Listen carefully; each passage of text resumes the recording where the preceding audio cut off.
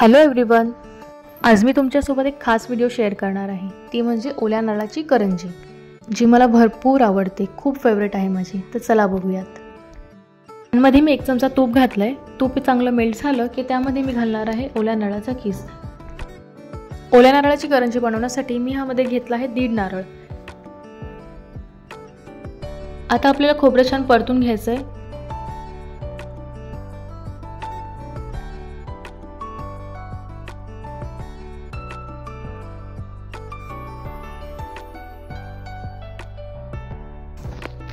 आता ह्यामध्ये मी ॲड करते बारीक चिरलेला गूळ. गूळ सुद्धा आपल्याला चांगला मेल्ट होईपर्यंत छान परतून घ्यायचं आहे.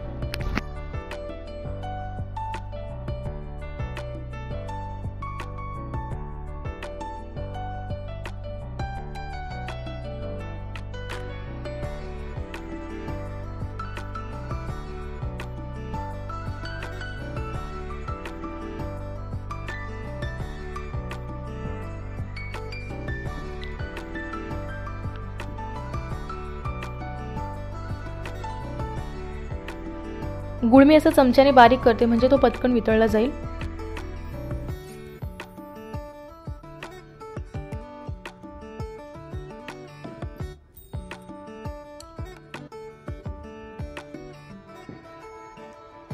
गूळ छान मेल्ट झालंय. आता आपल्याला हे मिश्रण सुकेपर्यंत छान परतून घ्यायचंय.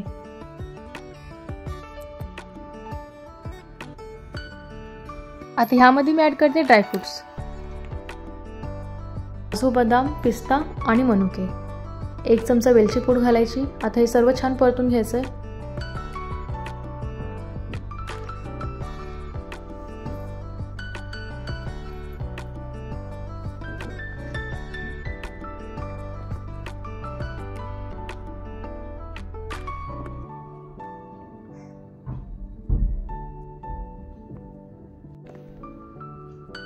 करंजीसाठी लागणारं सारण आपलं आता तयारच आहे.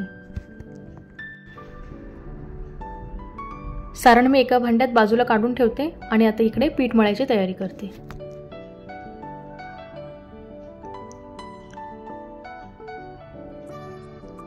ओल्या नारळाची करंजी ही तुम्ही गव्हाच्या पिठात सुद्धा करू शकता आणि मैद्यामध्ये करू शकता. मी लास्ट टाइम केली होती गव्हाच्या पिठामध्ये, तर ह्यावेळेस मी विचार करते मैद्याच्या पिठात करून बघूयात. तर इकडे मी घेतलं आहे मैद्याचं पीठ. त्यामध्ये मीठ घातले चवीनुसार. 1 चमचा तेल आणि 1 चमचा तूप कडकडीत असं तापवून घेतलंय आणि ते मोहन मी मध्ये ऍड करून छान मिक्स करून घेते. पीठ चांगलं एकजीव करून घ्यायचंय.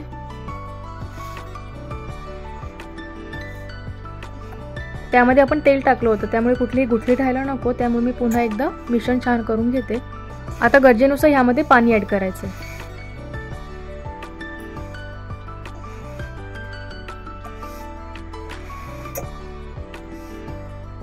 पीठ जेवढं जास्त चांगलं मळाल तेवढं छान लाटायला इझी पडतं.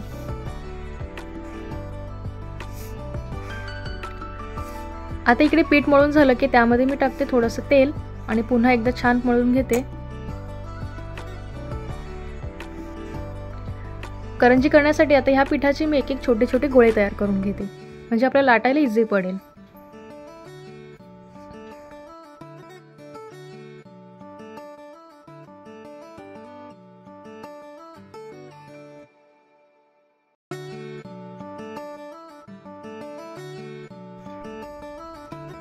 करंजी आपल्याला जास्त पातळही नाही आणि जास्त जाडही लाटायची नाही.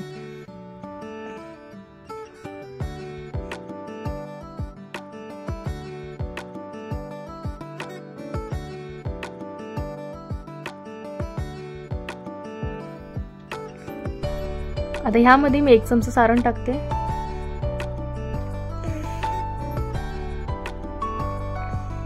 आणि फोल्ड करून घेते. अशी दोन्ही हाताने बाजूने दाबून घ्यायची, म्हणजे फुटायची भीती नसते.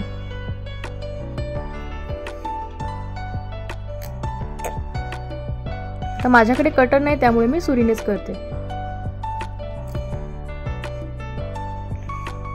अशी आपली करंजी तयार आहे.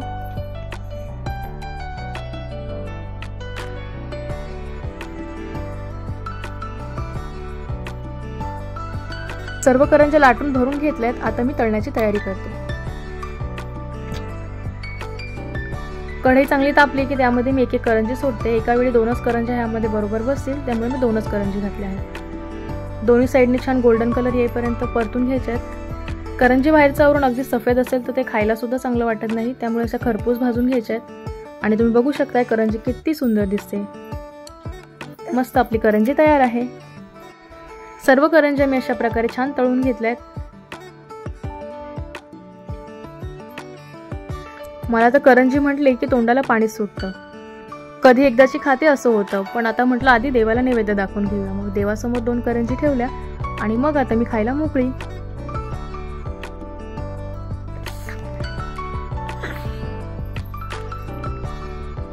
तुम्ही सुद्धा ही रेसिपी नक्की ट्राय करून बघा आणि कशी वाटली मला कमेंटमध्ये नक्की सांगा. आता तरी या खायला. थँक्यू.